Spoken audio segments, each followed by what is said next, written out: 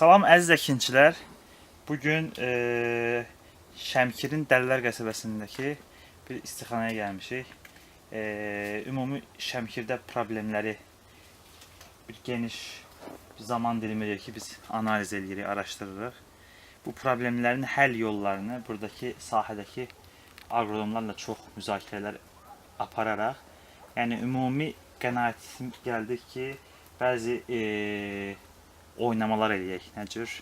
Necə bir oynama? Yəni iqlim bu illəri həmişə kim getmir. Bu iqlimə uyğun biz bitkiyə resept verməliyik. Ondan sonra düzgün kültürel işləmlər eləməliyik.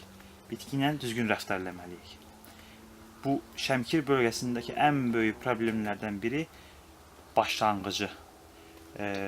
Maya vurma deyirlər ki, çiçəklərin meyvə tutmağı üçün maya vururlar və düzgün vurmamaqları səbəbindən bitkilərdə yarpaqlarında nazikləşmə, iynələşmə deyilən bir problem yaranır ki, bitkinin təpəsini tamamilə durdurur. Burada ən birinci şeylərdən biri preparatdan daha çox mayanın vurma qaydasıdır ki, biz mayanı necə vurmalıyıq? Şəmkirdə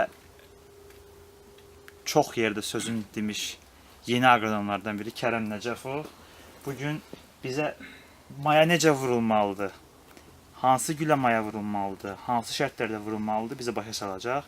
Biz də ondan faydalanaq. Buyurun dinləyək özünü. Xoş gördük. Deməli əziz əkinçilər, aqronom işi bitkidə çiçəyi açdırmaqdır. Çiçəyi açdırdıqdan sonra bu çiçəyi mayalamaq və bu çiçəyə yaxşı qulluq eləmək əkinçinin işidir. Yaxşı qulluq eləmək bunun birinci başlayır mayasından. Mayanı vurduqda birinci maya istəyən çiçəyə vurmaq lazımdır. Yəni işçi kənardan baxanda çiçəyin onun üzünə güldüyünü və maya istədiyini bilməlidir ki, bu çiçəyə maya vurmaq olarmı? Çiçək bu cür sapsarı maya istədiyində biz öz mayamızı bu çiçəyin dişicik qisminə tətbiq edirik. Ancaq bir şeyi də unutmayaq. Biz bu bir çiçəyi mayaladıqda nə qədər ehtiyatlı olsaq da arxadan gələn çiçəklərin üzərinə bizim vurduğumuz mayalar düşür. Ona görə arxadan gələn çiçəklərimiz ya zəif olur, ya çiçəkləri tullayır. Bu problemlər olur. Yəni bir də baxsan ki, zambaqda bir dənə, iki dənə meyvə var.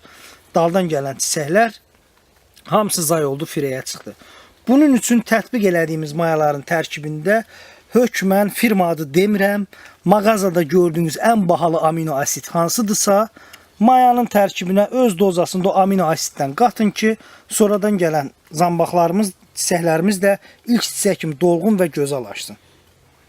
Əziz əkinçilər, bu cür çiçəyi açdırmaq aqronomun işidir. Bu çiçəyin sonraki qulluğu sizin işinizdir.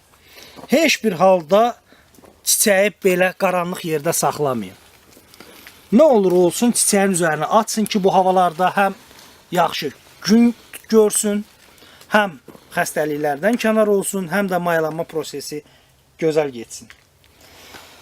Hə, əziz əkinçilər, mayaları bu formada eləyirik. Hansı mayanı, hansı formada tətbiq eləməyinizdən asılı olmayaraq, onun tərkibinə gözəl və keyfiyyətli qatqılar qatın ki, bu çiçəyin bizə lazım olan bir meyvəsi deyil, bir çiçəyin bizə lazım olan 5-6 meyvəsidir. O sonradan gələn meyvələr də bizim istədiyimiz kimi keyfiyyətli və sağlam olsun.